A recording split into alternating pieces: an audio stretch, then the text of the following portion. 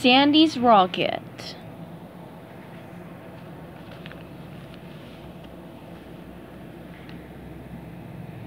Chapter 7. Mr. Krabs, SpongeBob's boss and owner of the Krusty Krab, was out taking his sea snake for a late-night walk. Mr. Krabs was thinking of all the money he had made that day.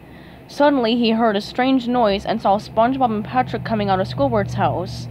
They were carrying a very mysterious-looking bag. "Ahoy there, lads! Up a bit late to be playing pirate, aren't you? Got yourselves a new mate?"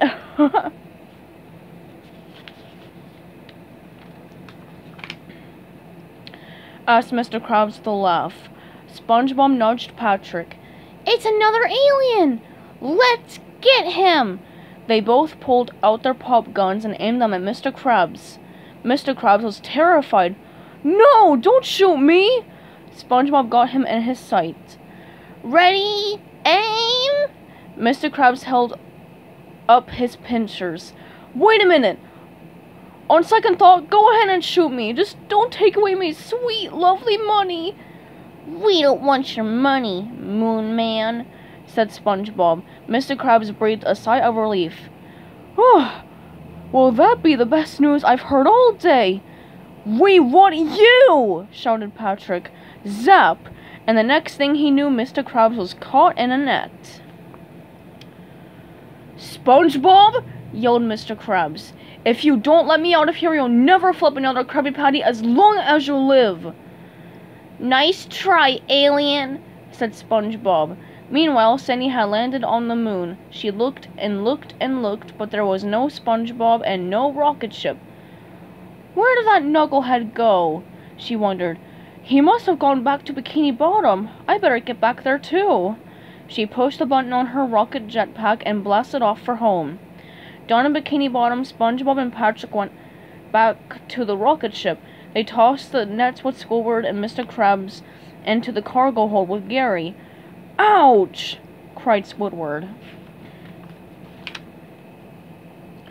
"Ow!" yelled Mr. Krabs. "Meow," said Gary. SpongeBob stared at the three of them. "Look at them, squirming around in there like a bunch of ugly, disgusting aliens." "They're gross," said Patrick. SpongeBob closed the hatch. "It's a tough job, but someone has to do it.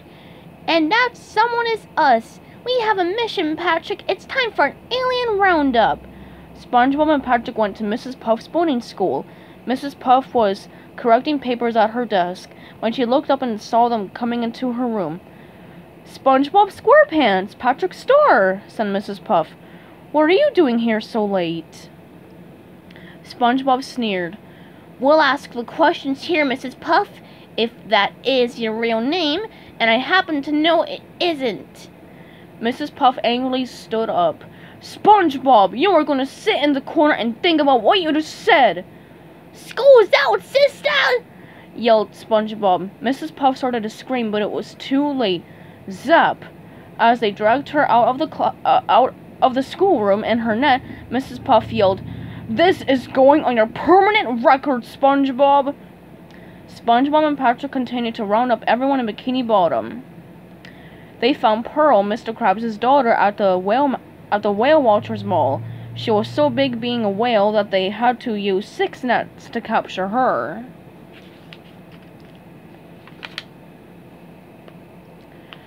"Excuse me," she complained, "but this net does not go with my outfit." Next, they captured Plankton, the owner of Plankton's Chum Bucket and the smallest resident of Bikini Bottom. He was trying to sneak into the Krusty Krab to steal a Krabby Patty. "At last, I will have the secret recipe for Krabby Patties, and the room will be mine! Ha ha ha ha ha!" Plankton bellowed. "Not so fast!" cried SpongeBob. "You're an alien and you're going down," said Patrick. "Ha! You'll never get me!" yelled Plankton. Zap! "You got me," said Plankton sadly.